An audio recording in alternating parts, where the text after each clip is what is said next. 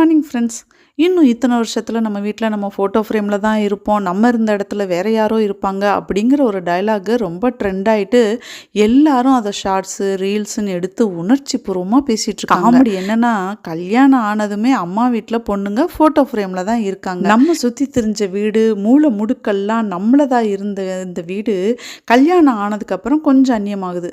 அந்த வீட்டுக்கு புதுசாக ஒரு மருமகள் வந்ததுக்கப்புறம் மொத்தமாக அந்நியமாயிடுது. அது அவங்கள நான் குறை சொல்லலை, நம்மளை அந்நியப்படுத்திக்கிற மாதிரி ஆயிடுது. வீடு முழுக்க சுற்றினாலும் பழைய ஒட்டுதல் இல்லாமல் ஒரு ஃபீலிங் வந்துடுது. நம்ம வச்சது தான் சட்டமாக இருந்த வீட்டில் இப்போ விருந்தாளியாக போயிட்டு நம்மளும் ஒரு சட்டத்துக்குள்ளே அடக்கியிருக்காங்க. கல்யாணத்துக்கு முன்னாடி கல்யாணத்துக்கு பின்னாடின்னு பொண்ணுங்களுக்கு நம்மளோட உறவுகள், சந்தோஷங்கள், கேளிக்கைகள் எல்லாம் டோட்டலாக சேஞ்ச் ஆயிடுது. அட போங்கப்பா ஃப்ரெண்ட்ஸ், இன்றைக்கி லஞ்சுக்கு எங்கள் வீட்டில் பாவக்காய் புளிக்குழம்பு, வெள்ளரிக்காய் கூட்டு, சாதம், தயிர் எல்லாம் ரெடி ஆயிடுச்சு.